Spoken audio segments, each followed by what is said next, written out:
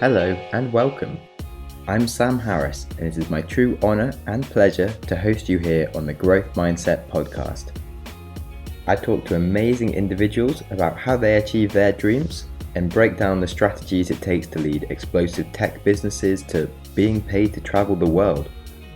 I deep dive into topics such as Bitcoin and fintech, or just how to get stuff done, with the goal of increasing our own collective wisdom and making us all happier, healthier, and wealthier. Who doesn't want that?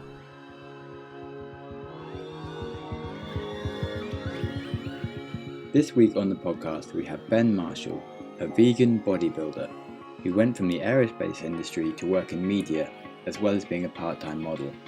So we talk about the modelling industry and how to get into it, and the pitfalls of drugs and sexual pressures that seem rather prevalent in the industry.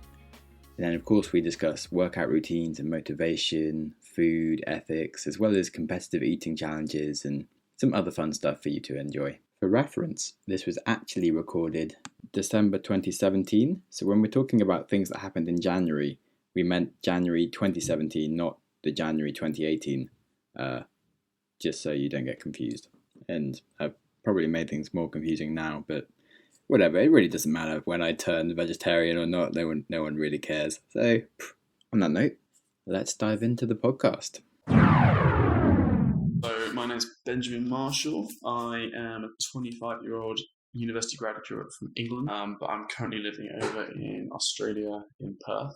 I worked in aerospace and defence when I finished university, and then decided that I kind of had enough of that and decided to go explore the world a little bit. So I've been over here for just over a year now. I now work in creative media, doing videography and photography, freelance alongside personal training and health and fitness. Was that related to modelling, or was that just a different side thing? No, so the modelling came in when I was probably like 18. I kind of fell into it. I kind of started getting to the gym and then spotted, and it just kind of blew up. I did blow up, so that sounds far more exciting than it was. I never took it seriously, and I got scouted by somebody, and it just led to a number of photo shoots with different photographers all over England, and then went to Portugal, and that was really fun. And I was always more interested in the actual health and fitness aspects of being out than the potential of modelling. I enjoy it. I really enjoy it behind the camera. Yeah. But I never chased it.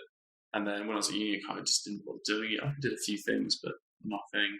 When I left uni, went over to LA and worked with an agency over there. Wilhelmina, they're a pretty good company. And they took a load of shoots over there, did that. Came back to England, but again, not being based in London, just didn't fit my lifestyle. Yeah. Okay, so if someone wanted to be a model and fits the general description, they just go to an agency. There's different ways you can do it. You can be scouted, or you can apply online. But the best way to do it is research kind of what are the best agencies, because there's so many bad ones out there that will take advantage of you. I've dealt with quite a few, like messaging me like, I think you've got potential, like we'll take care of you, just pay us this much. A proper agency will never ask for money because you are an investment for them. Yeah. They make money out of you doing shows, so like, you'll never have to pay it. And so many people I know have done that, and then like, I got a photo shoot, like I have to pay this much. It's like, you should never have to pay for a photo shoot. So the best way to do it is look on, see what city you're in, what agencies are there, look at the rating, and then there's a list of top modelling agencies in the world, and see who they're linked to and who they work. If they work with Next, if they work with Premiere, or Models One, they're going to be reputable. If they don't have any ties to any of the international countries, or don't have any ties to any good companies at all, then they're just going to they're going to take your money in. But you can just basically see when their castings are. They'll have it every week. They have an open time. You just go along and they'll look at you and see if they think you can make them some money. Is it kind of weird when you're at casting if someone looks at you, and do you have to like take your clothes off? And you don't feel like a person. You feel like a wall painting or a piece of meat. Like, you just got people looking at you so subjectively and kind of taking you apart, and they'll make comments like, don't like your shoulders, or you have to be very kind of withdrawn from that, because it's not a personal attack, it's just an observation. But you have to remember that a lot of time with modelling, it's not about looking good, it's about looking different. So some of the best models in the world, especially men for fashion, are skinny guys with really strong jaws, or they've got very defined nose. They're not necessarily classically good looking. People like look better on photos. Actually, you meet them, you're like, I don't think I would. Yeah. You're kind of weird. I got told a couple of times, like, oh, we think you're really good looking, but we couldn't use you for fashion. I don't have a fashion look at all. So I know I will never do fashion work, but it's So what kind of modelling work have you done? It's mostly commercial stuff. Swimwear when I was younger, underwear was just kind of like catalogs. Commercials kind of just what appeals to everyday people rather than the high fashion where you've got models wearing clothes that no one would ever wear normally. Yeah. It's just basically like this person is wearing something that both of them are extreme. Like you see it and you go, oh, I could be that person. Like, I could look good in that t-shirt because that person's in that t-shirt. Okay, cool. Okay.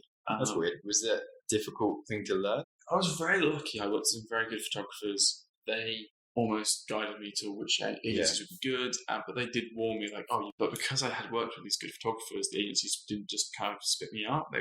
The world can be horrible. The modeling world can be really bitchy and just straight, no, we're not interested. Got many friends from models? I have a couple. I found a lot of them are very simplistic, both male and female. A lot of them are very good looking. And I think they've played off that most of their lives, and so don't have to worry about anything else, and they can be very superficial. There's always that to remember, but it doesn't mean they're nasty not people always at all. But especially dating models, it's never worked out that well. Can you give more information about that? Oh, just down to personality. So you meet someone on like catwalk, or I worked with a couple of people when I was in Portugal, and they were really lovely, really attractive people, very lovely looking. But then when you start dating someone, want to maybe progress and get to know them a bit more, there was a lack of similarity.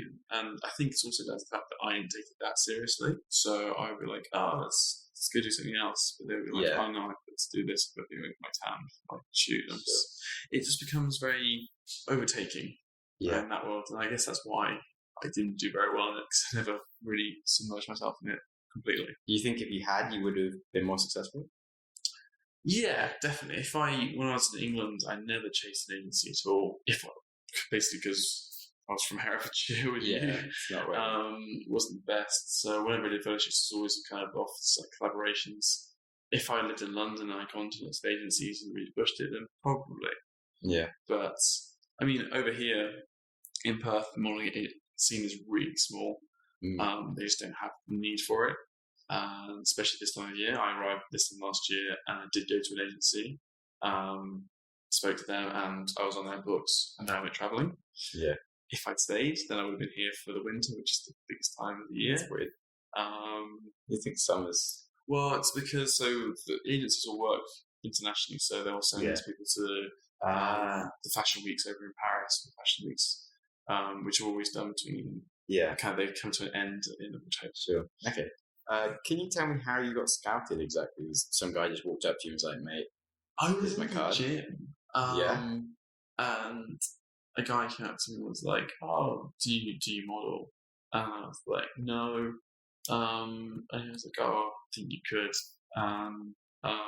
Would you mind, like, I'm a photographer, would you mind modeling for me? He was kind of like a low... He wasn't anyone very big, but I was like, yeah, okay, that'd be interesting. I had a friend who was a model, and I guess I kind of wanted to kind of not be like him, but I was like, oh, that's really cool what he does, so maybe I'll have a go as well. And I did the photos with him, and they were nice. They were nothing special at all. And I just put them on I think I just put them online, and I got a message from a guy called Simon Barnes, who is one of the big fitness photographers in England. And he does a lot of stuff in men's health, and he's works with some really high-class gallery people. And he just seen one of my photos and thought I had, like, potential. Yeah. And so he was like, messaged me, said, do you want to come to London and do a proper photo shoot rather than this kind of backyard one? And I had no idea what I was doing. I was like, yeah, okay, that sounds good. I worked with him, and then because I got good shots with him, from there he pointed me in the right direction. There was a website called Models Mayhem, that's what it's called, and you could put it up there. It's like Facebook, connect with people, and I put his photos up, and because I had his photos, other photographers were like, oh wow, he's actually got some good photos, and then I just connected with people and networked, and that's kind of how it started. And it was fun. It was you find photographers, you go, oh wow, their imagery is really cool. I'd like to work with them and give them messages and see if they would want to work with you. Most of the time they did. I guess because I was quite young and into fitness, it kind of worked well. Whereas a lot of the guys they shoot like the big muscle bodybuilders and kind of the older guys, I think I even had a different look for them. And that's kind of how I got into it. Okay, it's kind of cool. What was going through your head when the first guy was like, "Baby, come to my yard and we'll take some photos of you"? Yeah, it was a little bit weird. I think I remember being like, that's just weird. Like, I don't want to do that. Yeah. I was 17, 18, and I was just like, I don't know. But then I think I spoke to my mum about it, and I gave her the card he'd given me, and she was like, "Oh, this is," because where we come from, there's not very many people. Yeah. She was like, "Oh, this is so-and-so's husband," and I was like, "Okay, well, he's not a weirdo then. Actually, he's a normal person." And I think that's handy.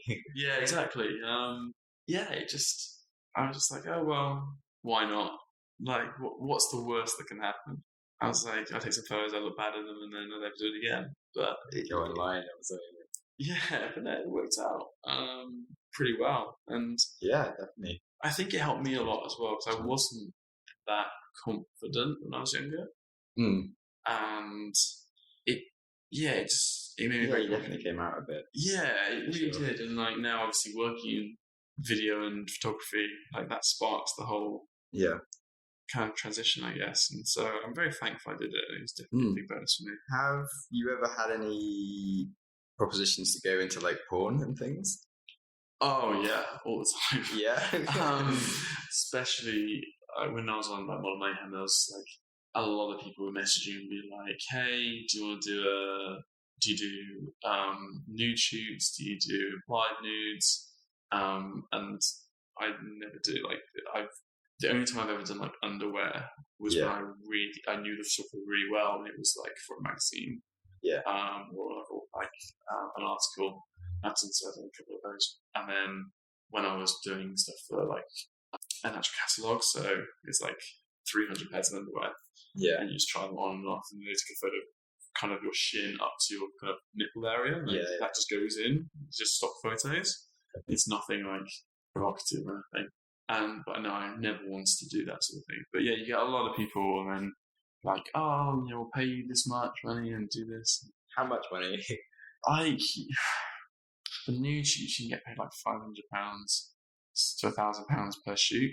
Okay, and that takes like a few hours. Yeah, like 2 hours. So like it's inverted commas good money, but I would never be interested in that at all. I was more interested in working with actual photographers that I liked their work, and also you tend to find the guys that do nude work, their work isn't that good quality. Like I found personally, there are some fantastic implied nudes out there.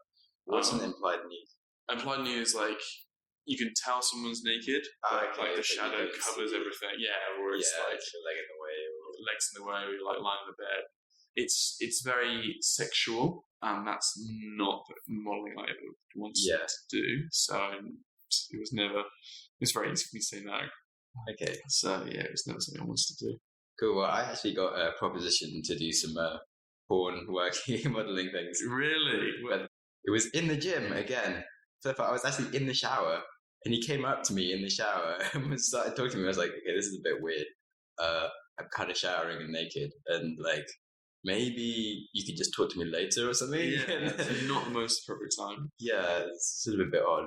And then he kind of said he worked for like a modeling agency, but they kind of work for the Asian market, and so he'd like me to come in and do some shoots with them. I was like, okay, well, can I get some more details? Why? What? Yeah. And then it came to be that it was like porn, and he wanted like gay porn, and I was like, I don't think that's really my kind of thing. But I carried on emailing him just to see like what the fuck, like, okay, how much do people get paid? Where does this? See if you find any details about it. And he was offering me like similar amounts, and so I wasn't really interested. I was more like, I'll come and like sit in the room whilst you do some photo shoots with other people and see what the hell goes on. You're intrigued, but you don't want to be part of it. Yeah.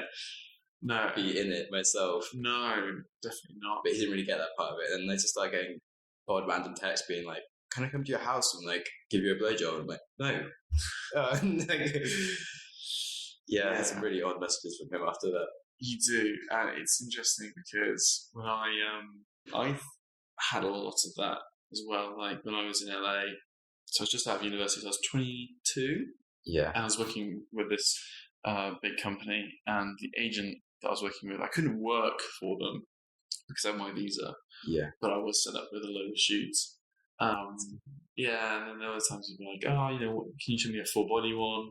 And because it's an agent, you're like, yeah, of course, like this is me full body, wearing clothes, and you're like, oh, can you do like this shoot coming up would be like swimwear? Can you put some board shorts on? I'm like, yeah, do that. And like, oh, would you mind taking the board shorts off? And I was like, no, I'm not. I'm not doing that. And this was a person quite high up in modern agencies, and I wasn't fully aware of what he was doing. I always avoided it, but I was very aware. Like it'd be very easy to but you didn't want to just say no. Yeah, at any one point it kind of seems like the next small logical step. It doesn't seem like a big ask. No, not at all. And I did feel pressure because I didn't want to say no and potentially ruin contact I had in this huge agency. So I'd always avoid it rather than calling him out on it, which isn't good. I think people realised how desperate people are for money and that they can do that. People do exploit that. Yeah, some people just have like this weird gene for like asking difficult questions and putting you in awkward spots. Yeah, there's actually another agency over here in Perth that contacted me when I first got here last year. And I was talking to a friend of mine, one of the personal trainers in the gym, and just happened to have a conversation. And he was like, oh, is it this agency? And I was like, yeah. He's like, yeah, they're just all gay porn. Yeah. I was like, okay. He was like, they contacted me. He was like, I'll pay you $500, send me a video of you masturbating and all this. And I was like, okay, I'm not doing this guy ever again. It's surprising how common it is. And sadly, a lot of agencies are non-genuine. Yeah, I've been very lucky and been in contact with very good people in the industry. Yeah, it seems easy to lead your way. Oh, so I can completely see why boys and girls get taken advantage of. It's awful. What about drugs as well? We haven't spoken about that at all. Like a lot of cocaine in the modelling scene. It's not for me, but there doesn't tend to be much else in that industry. Quite a lot of E as well. Like I went to a couple of parties and there was just a horrendous amount of drugs. Yeah. But then it's the entertainment industry and people either do have a lot of money and are famous and kind of feel they can do that, or they want to be and so they imitate it. Yeah. So did you feel pressure to like join in? No. I mean, I was offered it. I've never really felt that kind of pressure. Do you feel like the people that did join in maybe got more opportunities? I don't think it was really that, but it could be if for other people who are maybe both at the same level, and if you're partnering with the agency a lot and someone else isn't, then maybe they're going to put you forward. Yeah, I don't have a story being pressured for drugs, but I do have another story for being pressured for like sex and stuff with potential like we get a better job and things. Yeah, so we went to Japan basically on business, and like our boss's boss's boss or something like this invited us to just like go drink some ramen in his room. And we're like, yeah, sure, that's nice. We've never really had a chance to hang out. That seems cool. And he was really like, oh, and get into the Japanese mode. We'll put on like our dressing gowns and stuff. And like, obviously when they kick us, so that's how you do the onsen thing. But in dressing gowns and stuff. So that was fine. And then we started drinking and got more drunk and things. And it turns out he's gay and is allowed to not be faithful to his boyfriend because of that's how gay people work and stuff. And we spoke about that. Slowly people got more drunk and then, I don't know, for some reason there was like a massage at some point. Things just sort of kind of got weirder and weirder. And then they sort of spoke about like potential opportunities for things and then implied that maybe he would like to have sex with us. And they're like, maybe we don't want to have sex with you or anything. And how does that come up in conversation that I maybe want to have sex with somebody? It's really hard to explain, but like it took like a process of many hours, and it's kind of like just like edging up and up, and then kind of meeting. Oh, well, it's fine. Don't worry. We'll just carry on. Like talk about whatever else is going on. Okay, that's okay. And then my friend was sick and had left. I was there by myself. Next thing I knew, he had his arm around me and he was drawing lines in my six pack with his finger. And it was just like, oh god, I think we have to leave now. How do I get out? I don't really, shit. I mean, I want to keep my job with... That's the thing, isn't it? Yeah. You get pressure, put in situations where You don't want to offend Yeah, somebody. you basically have to be rude to them to stop, and it's like, But it shouldn't be the case. yeah, why am I being you're the one's definitely doing the rude thing on paper. Yeah. And explaining this to anyone else, it sounds mental, but like right here in the moment, I don't know how to like get out of this. It's just Yeah, so odd. No, I can understand where that would come from, but Yeah. But as in as guys, it's not so bad, but it's still kind of weird. But then you just think, what happens to girls then? yes, I think it can be worse for girls. I think it is an issue which can be sometimes that it only happens to girls, and it definitely isn't. It does happen to boys as well. The threat is a lot stronger for girls, I guess, but I think the actual situation can happen to both. Yeah. And it is really horrible, especially in a position of power. If this is your boss's boss's boss, like you should be able to just say, make it very clear, but some people don't do that. No. They try and exploit things. Okay, cool. Well, give a change of topic. I'm currently making my notes in your gym diary. Yeah. Can you take me through how you got into the gym from being a skinny guy, and then like the kind of things you followed, like the best routine? Yeah. Success. So I used to do a lot of sport when I was younger, but it was always individual sports. I swam nationally when I was younger. That was my big thing. So I was skinny. And I was tall, and then I got into like rock climbing and did a lot of that. And oh, no way! I did rock climbing over May, spent the whole month in Greece. Yeah, I never did that well, but it's like I did. I started at the start of May in Greece and did it for a month. So cool. Yeah, I used to love that sort of stuff. And then it got to like when I was, I think 16. I was going to college, and I see all these like big rugby guys, and I was like, oh, I want to be just like them. And I think it's that kind of time when boys feel a lot of pressure to be manly, and so I started getting to the gym. I had no idea what I was doing. Like my diet was pretty awful. Like I'd be like, oh, I need to eat all this pasta, and then I'd be like, but no carbs after 6. Yeah, it was so funny. You just do something heavy for a bit and walk somewhere else in the gym, do something else. Yeah, I had no structure at all. Yeah, well, I made some good progress, some newbie gains. And then I got into the modelling, but then I did the whole kind of like, oh, carbs are bad for you, so I shouldn't eat carbs. And again, I had no understanding of knowledge. And it wasn't until I went to university and I got into rowing. And that was what you are. Yeah, exactly. So because I was tall and I went to a good university for rowing, I was like, I want to do rowing. And the first thing they did was strength and conditioning, and I just loved it. And so that kind of took over the process of working out early, and seeing the change in my body, and also being able to eat more food, which was great.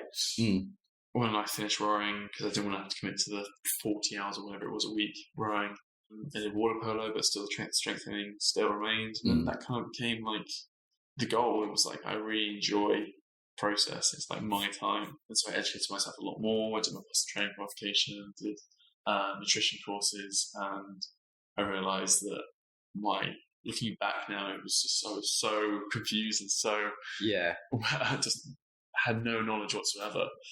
Okay, so what is like the ideal routine, or the ideal routine depend on the person? It really is something very personal. But the ideal routine is one that someone enjoys and can stick to. Okay, so I will never recommend what I do to anyone else because I train 7 days a week and I train for like 2 to 3 hours a day. You don't need to do that. There's no benefit in doing that. Okay, but what's in your routine then? It's kind of changed recently. I used to follow kind of a legs, push-pull, kind of hypertrophy, strength, functional working out. So a lot of like squats, deadlifts, very compound movements. So like heavy weights, you're doing just 5 reps or like 30 reps? Sometimes you like 3 reps and 1 reps. I really enjoy the feel of moving something heavy, but also doing high reps as well. But recently I've just been put on a program. So my friend, he does strength and conditioning for the NBA. But he was like, oh, would you be interested in actually trying this program out? Okay. And I'll always say yes. And so he wrote me this program, which I'm following at the moment. It's a 5-day-week split. So Monday's legs, and you focus on kind of heavy lifting, functional movements, overhead squats, deadlifts, lunges, a lot of single-legged stuff. Tuesday's kind of more pressing, so chest and shoulders, so complementing each muscle group. Yeah. And then like Wednesday, breaking it down to more functional. So Wednesday's kind of like HIIT training and sprints, a lot of cleans and snatches, so Olympic lifting. And the amazing thing with working with him is beforehand I was really enjoying my program. I was quite stagnant, so I did kind of similar, very similar exercises, just looking at progressive overload, which is great for building muscle, but it kind of gets a bit boring. But you just kind of get used to it, and you just sort of go out to the gym, you just do it. And I still enjoyed it, but it was kind of monotonous. It was the same thing over and over again. So my day was every 3 days was the same thing. Just go up and weight. Now I have a 4-week cycle, and so this, for example, right now I'm in a strength cycle, so all my lifts are quite low rep, really heavy, and they're different movements. In 2 weeks' time, I'll finish, I'll go probably slightly higher reps and different movements again. So rather than maybe doing pistol squats, I'll be doing one-legged lunges or something. So I'm still working those muscle groups. I'm still progressive overload, different movements, and it's great. I really, really enjoy it. Okay. Yeah, no, that sounds very better. Do you think you'd be able to share your routine for like show notes? I mean, I can share mine to give people ideas. Like I said, I wouldn't necessarily recommend mine to anyone else. Yeah. The thing is, I think it's just off-putting. Someone sees 2 hours every day. I don't want to do that. Well, the difference is I enjoy it. Like, I'll finish my workout and I'll stay and do extra stuff. If someone's just getting into fitness and they see that, they're going to put off and probably just ask them. Yeah, sure. So it's much better to have a program that works for them, has a little less volume, or it's in and out in an hour. It works around other people's schedule. I'm very lucky. I'm very flexible with my time. I can do that. But so what's your program at the moment? So, yeah, I haven't had such a structured program whilst I've been traveling, but I'm still trying to do an hour a day of something. And if I can't get to a gym, I'll do maybe half an hour, 40 minutes of like home calisthenics and maybe 20 minutes of running. You mean like just push-ups and pull-ups? Or do you mean like generally handstands and like muscle-ups? Yeah, I'm trying to get more into handstands and the other things. I suck at them. Yeah, I mean, I'm getting better, but I'm not perfect. By which I just can't do them. But they're better than they used to be, I guess. But interestingly, on your point of like you like just doing 2 hours exercise anyway, my last podcast was literally with the guy from Intense Health who have this chamber of intense fitness. Okay. And basically they use these machines that measure your output, and they have a motor that goes against you, and they do like a really slow cadence. So you do like 5 seconds down and 5 seconds sort of on the other way up. Yeah. But you kind of just put as much pressure as you possibly can the whole time. And after like one set, you're kind of dead. And you basically do your whole body within 17 minutes, and like you are ruined, completely ruined. And that's your workout for 3 days. Really? And in terms of muscle growth and stuff, it's all you need. I'm not sure if I would like that or not, because it's my time. That's the thing. Yeah, that's interesting. I guess it comes down to why you work out. Is it the process or the end result? For me, it's kind of both. I love the process. If you haven't got time for the process, or you don't enjoy working out, which some people don't, that's fine. Then that would be the benefit, because you can have the end result. It definitely feels like for the future, every human being could be on that program, so that because it's so minimal time, and it's your health should just be so much better if you did that. But the price would have to come down quite a lot. It's like the same price as having a personal trainer or something, which... Yeah. Then you've been talking about diet as part of it. You turned vegan this year. I did. Yeah. And still managed to keep up a ridiculous body. Yeah, I went vegan in January. I used to eat so much meat. I used to do eating challenges. Oh yeah, me too. I won some. I've never lost one. I've lost one. Maybe we're going to have a vegan off. I have found one eating challenge. It's really hard to find another one making it vegan because she cooks for me. But also going to restaurants now, the options are so good. Like Domino's today has really said that they're going to put vegan cheese on all their menus. Oh wow! No, not Domino's, Pizza Hut. Sorry. Yeah, there's so many good options. It's so easy. So when I first started, it really was kind of a health thing. How bad this is for me. It's like a smoker realizing how bad cigarettes are, and so that's where I stopped. And that was kind of like my motive. Now it's become animal cruelty. So actually on Monday I'm doing a pig save, which you're more likely to come if you want to come. That's like fun. How does that work? So they go to the slaughterhouses, go to the abattoirs. Holy crap. And all the pigs go in, and we just try to stop the trucks and basically see the conditions and I'll come along. Maybe offer some compassion before they go into the slaughterhouse and get killed. So there's quite a few of those, but it's when you've kind of had your eyes open to the cruelty and what food actually is, and you don't want animals to die just for your taste buds. And I think not in a big-headed way, but I think I'm a very good advocate for it. Yeah, like the average person, maybe sort of like, oh, maybe I'll get less healthy, and you're like more healthy than most people. Exactly, and I don't mean to like push that people like, oh, but I need my protein. Like, I haven't had animal products in 11 months. Clearly have some great gains. Yeah, so let's go to the gym. Like, let's see who can lift more. Like, yeah, I can guarantee you that I will. And it just becomes so like we do this thing called Cube of Truth. You heard of it? No. So basically, it's about raising awareness. Yeah. And then I do a lot of the interaction with the crowd. So if someone's looking at it, I'll go up and talk to them and say, "Oh, do you know what this is?" And they're like, "Oh, this is stream of animals." I'm like, "No, this is how the food you eat gets to your plate. It's just normal slaughterhouse." And they're like, "Oh, I don't like this because I always buy free range." I'm like, "This is free range."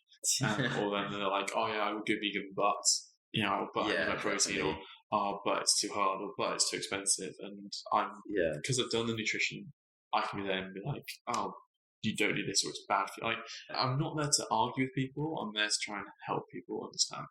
I think that helps a lot. Because I do go to the gym, because I do look the way I do, I think that helps a lot. There definitely is a way with more young people certainly going vegetarian or vegan. Oh, definitely. I think it's the way of the world. I can't see the way the trend's going. I would say in 40 years' time, it's very odd to be me. Yeah, I think just sustainably we can't keep it up. And Definitely. like your McDonald's, everything would just be fake meat. Then you go in and it'll be tasted just as good. Well, yeah, so there's the whole mock meat, which I really like. Yeah. It's actually scary sometimes how good it tastes. Because, one thing I prefer veggie sausages anyway. Like, I never really like them that much. They're way fatty. The fat content was always the best thing for me. But everyone's like, "Oh, but bacon." But one bacon doesn't taste like bacon's just salty anyway. But if meat tastes really good, the only reason it tastes really good is because it's seasoned really well. Yeah, if you just cook it really well. If you've ever had a boiled chicken breast, my god, it's the most tasty thing I've ever had. If you put the same effort into cooking a vegetable with like the right sauces and spices, it tastes as good. Exactly, it's so much easier. But a well-cooked chicken breast does taste good. I can't say it doesn't, because that would be lying. But you could take that away and have that flavor and that texture from mock meats so easily, and you haven't got health implications, you haven't got the environmental impact, you haven't got the death and the cruelty involved in it. Yeah. Why wouldn't you? And it's possibly cheaper. It's normally cheaper. There's literally no downside to being vegan at all. Yeah. And as I said, in the last 5 years, it's changed dramatically. So give it, I think, another 5 years, it's going to be huge. Yeah, I think it was like 1% people who identified themselves as vegan like a few years ago, and now it's like 5%. Yeah, it's crazy. I would like to think that in 30 years' time it will be a rarity to be. Probably enough about vegetarian stuff, but it's really cool. I'm really happy to actually finally talk to someone about it, because I haven't actually done that yet on the podcast, and especially them as a bodybuilder. Yeah, it's a slightly different angle, I suppose. Yeah, it's the last person you think would go down that, which basically means anyone can do it. So not everyone can do it. Cool. If I asked you to think of your childhood, are there any memories that you really kind of stand out? Like a random story. That's a very, very broad topic. One of the earliest memories I've got is I was probably about 3 years old, and I was playing outside. I fell over and I cracked my teeth, and I knocked out my front tooth. And I think the reason it sticks with me is because it stayed with me to this day. So I knocked my front tooth, and I was really upset, and I grabbed it and I ran inside. My mum, being the fantastic woman she was, didn't take me to the hospital or anything. She just sat me down and shoved it back in. What? But the root, obviously, the gum healed. Yeah. But the root was ripped out. The tooth died. So I had this black front tooth. Wow. And then my other front tooth came through next to it. I'm pushing, so I had like 3 front teeth. So when I was younger, it was the most awful look ever. And then I had really bad milk teeth as well. I had to get like dentists every week to get them removed. But then when my adult teeth came through, I never had a brace or anything. They just lined up perfectly. Yeah, it was really good. But because of what happened, I was so anal about it. I would brush my teeth religiously 8 times a day. like all through high school. 8 times. Like at least. Like as soon as I woke up, after breakfast, after lunch. I think that's unhealthy. Like, yeah, I would brush them till they bled. Like, I would brush my teeth so much. Brush wow. all through high school, I had a toothbrush in my bag. I think that's really bad for you. It really is. It's amazing. And I slowly cut down. And then I was doing like 5 times a day. Yeah. After every meal, breakfast, and like as soon as I wake up. And still, like to this day, the first thing I'll do is I brush my teeth. Like I can't. And if I have I have to like have clean teeth. Yeah. I can't not. And it's weird. Okay. Just from like that event of. I think it must be from that event because I just that's such a strong memory in my head. Yeah, I mean your teeth are pretty clean now. Yeah. So brush them now and do it. Yeah. Yeah. No, I brush them a lot. So I have like. You know, just use mouthwash more regularly or like chewing gum. I have a lot of chewing gum. I chew a lot of chewing gum as well. It's like I don't know why. It's like. How did I never notice that you were like running off to brush your teeth all the time? It's just one of those things. It's just like after a meal, I'll just go to the toilet. Like I've got So if you just have like a piece of fruit in the afternoon or a chocolate bar. Probably not there. I'll probably have gum with me. Yeah. But like, what if you have like a glass of Coke that like fully covers your teeth anyway, or you could just not drink Coke? I don't drink normal Coke anyway. I know it's 0 calorie, but when you were younger, then back when even then I never had like. I think my mum always pushed me towards being like healthy, so we didn't have Coke in the house, we had chocolate in the house or anything. Yeah. But yeah, it's like my one really obsessive thing. I have like 6 toothbrushes. Wow, for different like angles, or just so you always have one on you, like so I have 6 pens, so like I won't use. Yeah, exactly. So I've got like 2 that aren't used, but I need one in there. I have like one in one of my girlfriend's place. Yeah. One here. I'll have one that's like in my travel bag. That's already in my travel bag. Even though my bag is empty, it's just there. So that if I have to grab my bag and go, I've got one there. What happens if you have a day where you don't have a toothbrush? It's just never happened. Never. I think. What if you like arrive on the airplane and then like your bag is like lost and it's in my backpack as well? I have 2 on me. Like, I said I think there's a couple of times I was traveling, but like the other day I was working and I had this really like just like, a fuzzy taste in your mouth. Yeah. I had that and I was brushing or anything like that, and I was like, okay, I need to get some gum, like desperately. Wow. Do you feel kind of like horrible inside? Like, you're gonna be sick or something? It's just kind of like it's one of those things. It just makes me like. Wow, I started to feel more conscious about my teeth. Yeah, like, oh god. when you get into it, like just. I think I need to not think about this for a while. Yeah, it's weird. I don't think about it. Yeah, when I was younger, it was really bad. I literally brush until they bled all the time. Yeah, it's really bad. But I think it all stems back to knocking at that front tooth when I was younger and having this black tooth as a kid. There's photos of me in my house with this like one black tooth. Wow. Yeah, it's a funny one. Yeah, thanks for that insight. Yeah, it's my little quirk. What did you have for breakfast? I had something I have every single day, which is oats overnight with carrot in it, 2 scoops of protein powder. Oats, banana with carrot. I like what? So it's called overnight oats. But I put grated carrot in mine. It tastes like carrot cake. Amazing. You can do it with zucchini as well, or courgette, and it just adds a lot more volume and adds a lot of sweetness to it. Banana in it, it's like banana bread. Make it overnight, the oats get really, really soft, and you lose all the starch, and then you've also got the carrot, which is sweet. Yeah. Basically, being like in Australia, it's like cookie dough. Wow. Like when you eat it.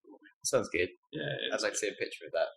It doesn't look great, but yeah, if you Google oats. Zoat. That's zucchini oats, and then you can just mix it with carrot. Cool. So that's the end of the conversation with Ben. Some great tips on life and working out and modelling. So into the top tips. Number 1, modelling. Research any agencies that you might work with and never pay upfront for a photo shoot. And certainly don't let people pressure you into removing your clothes or taking drugs when that's not what you signed up for. And it is difficult to hold on to these things in the moment. So don't say I didn't warn you. Number 2, working out. Success in fitness is about finding a routine that suits you and that you can keep up. But it's also about finding a way to change your routine every 4 to 6 weeks to keep it interesting for yourself and for the body to stop it from reaching a plateau. His gym routine example will be in the show notes, but it probably isn't for most people as it's 2 hours long and very excessive. Number 3, food.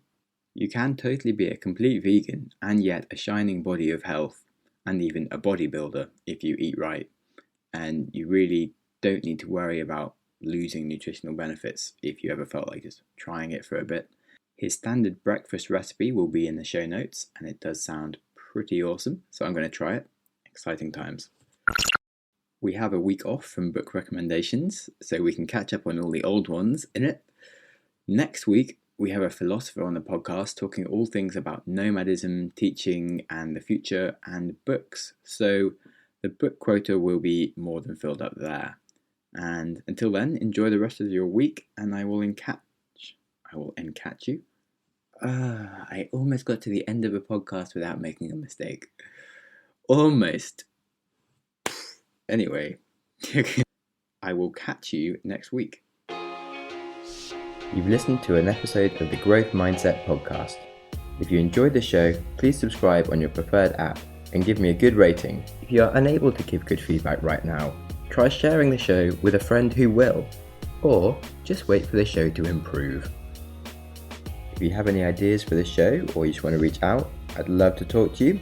On Twitter, I am at Sam Harris Tweets, or Instagram, SamJamSnaps. Show notes, along with links to everything that we discuss, are available at growthmindsetpodcast.com, along with information on how to get involved and blog posts on cool things that you should be aware of. Thanks so much for listening, and I hope you enjoy your next podcast.